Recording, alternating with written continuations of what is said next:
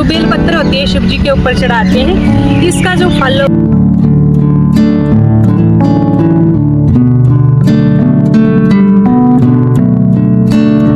Hello everyone, good morning. Welcome back to my new video. Morning के 10:30 बजे का time है और इस टाइम हम जा रहे हैं कैंटीन का सामान लाने। मैं, हस्बैंड जी और मेरे जेठ जी का बेटा आया है और साथ में दीक्षांत। छुट्टी है आज कॉलेज में, तो हम सभी ही कैंटीन में जा रहे हैं। ये वीडियो आप लास्ट तक जरूर देखें, खासकर वो पेरेंट्स जिनके बच्चे पढ़ाई के लिए बाहर गए हैं, जाना चाहते हैं, या किसी के रिलेटिव है, बच्चे किसी के भी हों, तो जरूर आप इस वीडियो को लास्ट तक वॉच करें। क्या हम अपने बच्चों को पढ़ने के लिए बाहर भेजते हैं इतनी मोटी मोटी फीसें दे करके? क्या हमारे बच्चे कामयाब होंगे? कैसे माहौल में वो पढ़ाई कर रहे हैं, क्या कर रहे हैं? हम क्यों अपने बच्चों के साथ यहाँ रह रहे हैं स्पेशली ही, और अपना गांव में जो घर है उसको ऐसे ही छोड़ा है? इसका भी कोई रीजन है, इस वीडियो में मैं आगे आपको बताऊंगी। बट सबसे पहले चलिए कैंटीन में, जो आर्मी की कैंटीन रहती है, वहां हम सामान लेने के लिए गए हैं। चलिए, चंडीगढ़ पहुंच गए, मात्र 5 मिनट लगते हैं हमें वहां पहुंचने में। और आते ही ना ट्रैफिक, सुबह सुबह इतनी लंबी लाइन लगी थी, पूछिए मत। तो भले ही 10 मिनट लगते हैं कैंटीन जाने में, बट हमारा आधा पौना घंटा तो हो जाएगा वेस्ट, है ना। खुल गई बत्ती, चल खुल गई बत्ती, हम नहीं पहुंचेंगे बत्ती तक, ठीक है, क्योंकि लाइन बहुत लंबी है। यहाँ पहुंचते पहुंचते दोबारा फिर बत्ती लग जाएगी।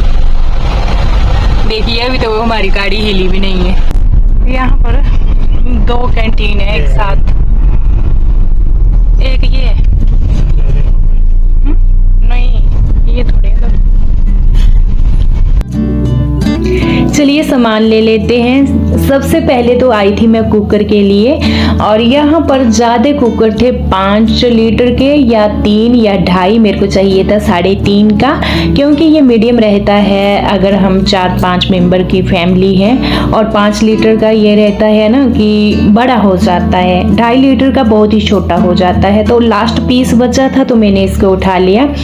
बाकी सोचकर तो यही गई थी कि मैंने कुकर ही लेना है, बट फिर ना जब कैंटीन के अंदर चले जाना, सामान उठाते चलते हैं, डालते चलते हैं, और सामान इतना ज़्यादा हो गया, पूछिए मत, सामान डालते डालते।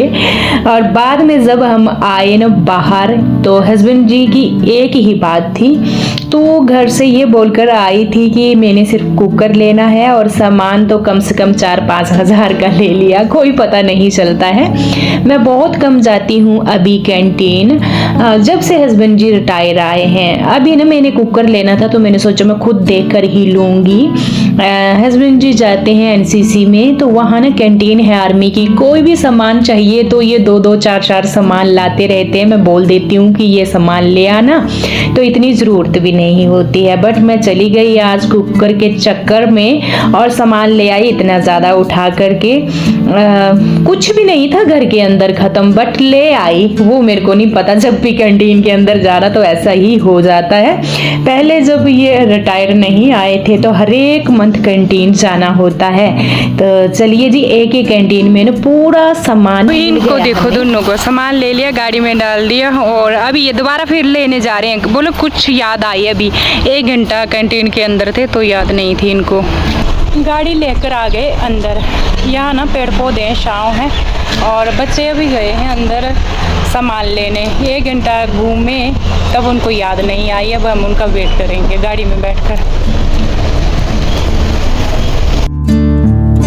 बच्चे दोबारा गए थे अंदर, फिर वो आधे पौने घंटे बाद आए, उनका वेट किया। उसके बाद इस टाइम हम, ये भेड़े होते हैं, एक फल जिसका त्रिफला बनता है, ये भेड़े हैं, देखिए आप, ये हम यहाँ से लेकर जाएंगे। मैं त्रिफला का चूर्ण बनाऊंगी, जिसकी वीडियो मैं आपके साथ पूरी शेयर करूंगी, बट अभी फिलहाल मैं भेड़े लूंगी। इसके बाद हम लेंगे हरड़ और आंवला, 3 चीज़ों से बनता है। तो भेड़े ऐसे होते हैं, मैंने यहाँ पर इकट्ठे कर लिए।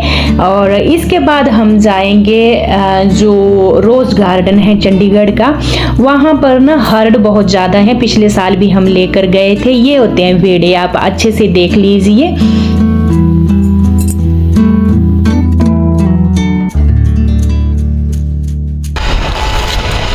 इकट्ठे कर लिए हमने और बाकी अब हर्ड लेने जाएंगे। ये देखिए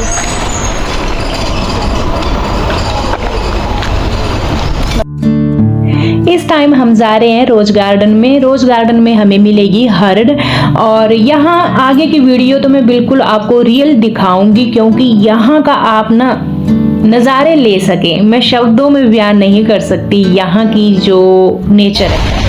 ये हम पहुँच गए रोज गार्डन, हर्ड की तलाश में ये रोज गार्डन पहुँच गए हम। चलिए अंदर करते हैं एंट्री। ये रोज गार्डन है यहाँ पर। हाँ, रोज फेस्टिवल होता है यहाँ पर, एक बार मैंने दिखाया था वीडियो में। ये पिंक कलर है, कई प्रकार है बट धूप है ना आज इतनी। वाइट, मैरून, इतने प्यारे फूल है ना, इनके कलर क्या ही करें। ये कलर देखना, इनको टच नहीं करना होता मेरे को लगता है।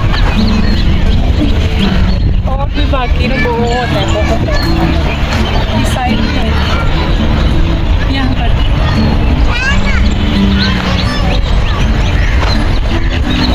वाइट कलर, फूल ही फूल है चारों तरफ, इतने प्यारे प्यारे। यहाँ इस पौधा देखना,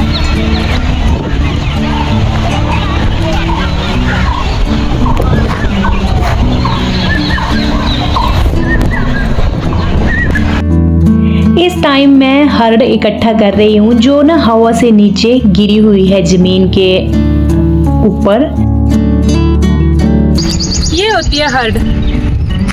ये देखिए यहाँ ना पीछे जितने भी प्लांट दिख रहे हैं ये पूरे हर्ड के ही हैं। एक बार हम लेकर गए थे, इसका अचार भी डाला था, तो चलिए इकट्ठा कर लेते हैं। अब इकट्ठा करते करते हमें ये बेल भी मिल चुकी है। जो बेल पत्तर होते हैं शिव जी के ऊपर चढ़ाते हैं, इसका जो फल होता है, इसको जब हम ना ऐसे करके निकालेंगे तो अंदर से एक गुदा जैसा निकलता है येलो कलर का। वो ना इतना ठंड का करता है पेट में, हेल्थ के लिए तो पाचन शक्ति के लिए बेस्ट होता है। ये यहाँ पर देखिए इसका पेड़ भी है एक।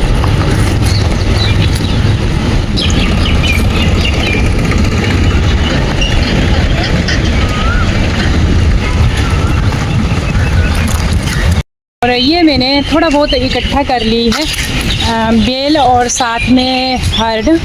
बाकी चिड़ियों की चहचहाट तो आप सुन ही सकते हैं। यहाँ इतना नेचर है, मन कर रहा है यहीं टाइम स्पेंड करे।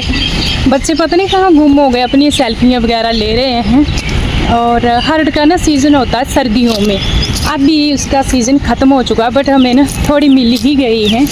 बाकी चलिए चलते हैं घर की तरफ, टाइम हो गया बहुत ही ज़्यादा यहाँ पर घूमते हुए। ये लिफाफा हमने हर्ड का भर लिया है, सिर्फ बेल है इसमें, 2-3 बाकी हर्ड है। चलिए चले, बच्चे चले गए हैं उस साइड, यहाँ से जाने का मन नहीं हो रहा है। यहाँ पर जो मतलब इन्वायरमेंट है यहाँ का क्या ही कहने, इतना प्यारा लग रहा है ना, हरियाली।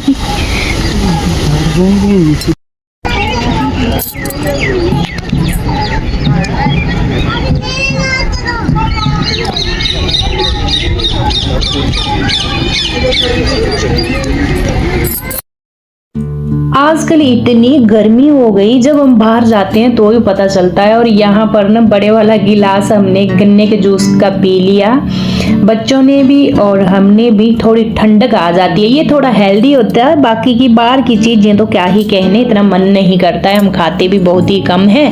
ये पिया गन्ने का जूस। और इसके बाद मैं आऊंगी उस टॉपिक पर जो बच्चों का टॉपिक है, जिनके बच्चे बाहर पढ़ते हैं। अच्छा, मैं कुछ बोल रही थी और पूरी आवाज में ना बाहर से इतनी गाड़ियां, कोई भी आवाज क्लियर नहीं आई, तो इसी वजह से मैंने वॉइस ओवर भी की यहाँ। और आते ही ना मैं खाना बनाने में लग गई फ्रेंड्स। बहुत ही लेट पहुंचे थे, यानी 3 बजे हम घर पहुंचे थे। तो आज खाने में मैं बनाऊंगी पुलाव, न्यूट्री का पुलाव। तो न्यूट्री रख लेते हैं यहाँ पर बॉईल होने के लिए। और जिस टाइम हम गए थे रोज गार्डन में, क्या ही देखा, हर एक पेड़ के नीचे, हर एक जो फूल होते हैं उनके पीछे लड़के लड़कियां बैठे हुए, और इतनी गंदी हरकतें। हम वहां से निकले भी तो भी वो, मैं क्या कुछ नहीं बोलती, आप बोल सकती, आप खुद ही समझिए।